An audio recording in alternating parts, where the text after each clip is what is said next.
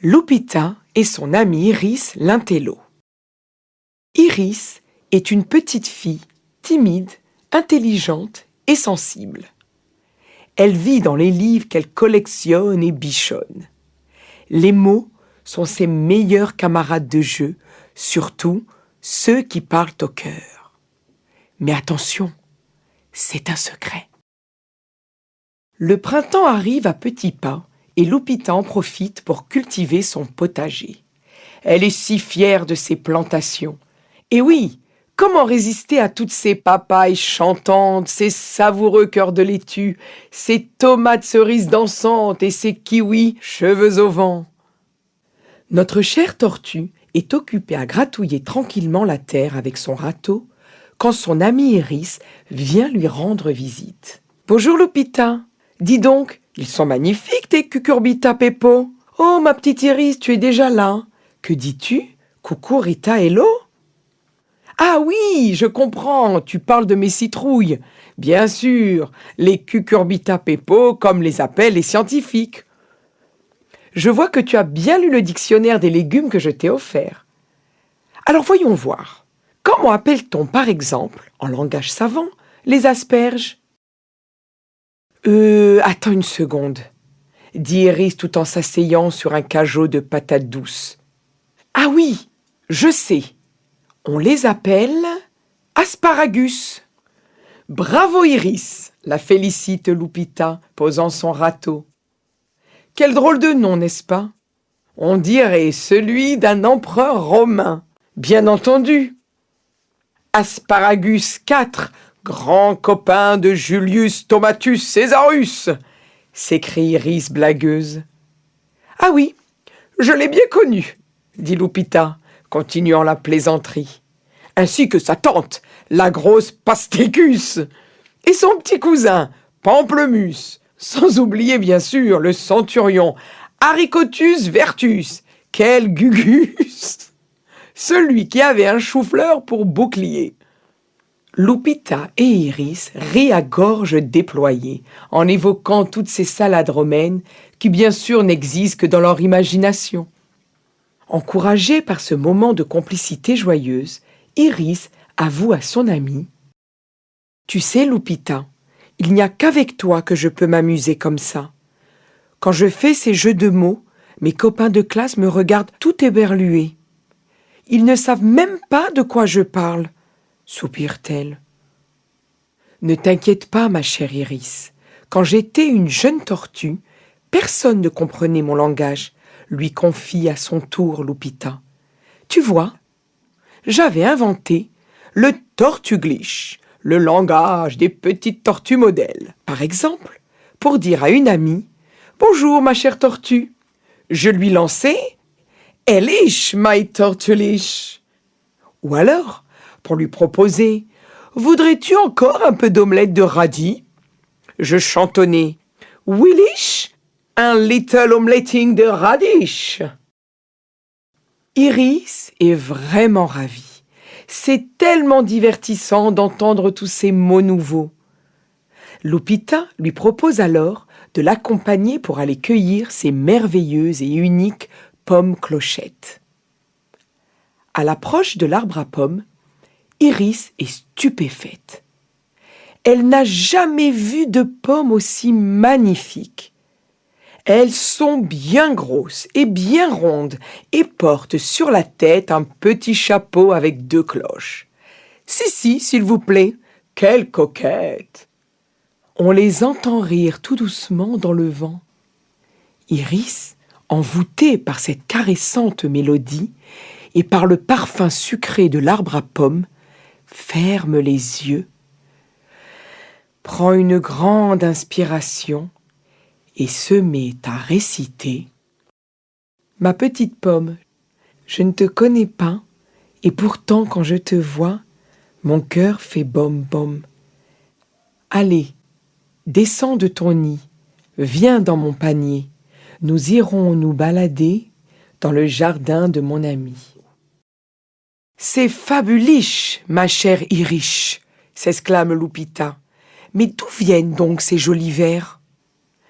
Rouge comme une pomme Fuji, Iris bredouille à voix basse. Eh bien, en fait, voilà, comment dire, enfin... Bon, alors, c'est moi qui viens de les inventer. En fait, je ne t'ai jamais dit que j'aime écrire des poèmes. Voilà. Désormais, tu connais mon secret. Waouh! C'est génial, Iris! Quel talent! Et tu en as déjà écrit beaucoup? Ben, je sais pas, une petite 50aine. Mais tous bien cachés dans un petit coffre gardé dans une boîte à chaussures placée dans le fourbi de la vieille cheminée de ma grand-mère.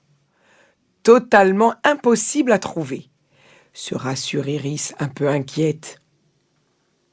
Ah oui, effectivement, on n'y verrait que du feu, la taquine Lupita.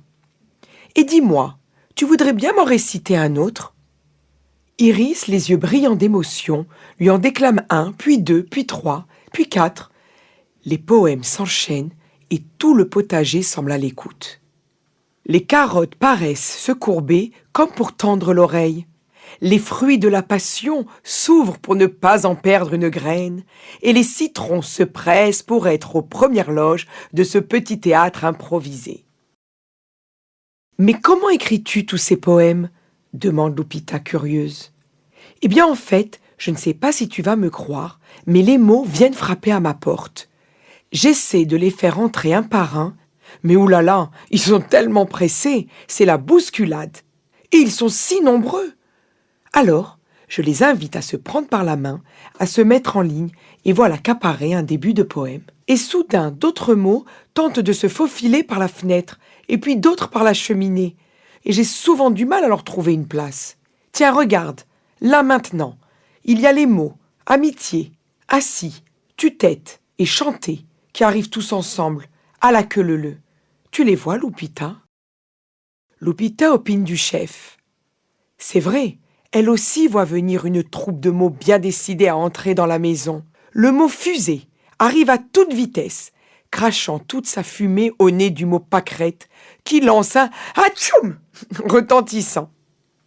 Puis vacarme débarque juste derrière en jouant de la trompette et des timbales. Quel boucan! De l'autre côté, il y a s'il vous plaît, qui essaie de passer timidement. Pardon, excusez-moi, je peux, pardon, balbutie-t-il, tandis que Puzzle se fragmente en petites pièces pour passer par la lucarne. Bilboquet sautille sur place. Et Marionnette, suspendue à l'arbre à pommes, ne tient qu'à un fil. Et puis roulement s'enroule, alors que guirlande s'enguirlande et tambour tambourine. Ah, les amis, quel spectacle, quelle foule, quel florilège de mots. C'est fantastique. Quelques mois plus tard, arrive le grand jour. Mais quel jour, me demanderez-vous? Le jour de la super fête de fin d'année à l'école, bien sûr. Tous les amis d'Iris sont là, et Lupita, fidèle parmi les fidèles, est présente elle aussi. La classe des tout-petits, costumés en roi et reine, vient de terminer une scène de bal dans un château de dragées et de guimauve. Le rideau se ferme quelques instants et 3 coups de triangle plus tard, il s'ouvre à nouveau pour laisser place à Iris. L'espace d'une seconde, elle semble morte de trac, mais prenant son courage à 2 mains, elle se lance. « Amitié, amitié, es-tu là? Ami, t'y es ou t'y es pas? Oui, je suis là, ne me vois-tu pas? Ah si, te voilà, assise près de moi. Allez, chantons à tue-tête. As-tu tête à venir t'amuser? Point de guirlande ou de pâquerette, mais des puzzles enchantés, un vacarme de marionnettes, de bilboquets, de fusées. Roulement de tambour, approchez s'il vous plaît, tout le monde dans la cour, filles et garçons, cerfs-volants et jouets. Vous les avez bien reconnus, tous ces jolis mots qui, par surprise un jour ensoleillé, ont débarqué en plein milieu du potager dans la tête de notre poétesse Iris. Et vous savez quoi?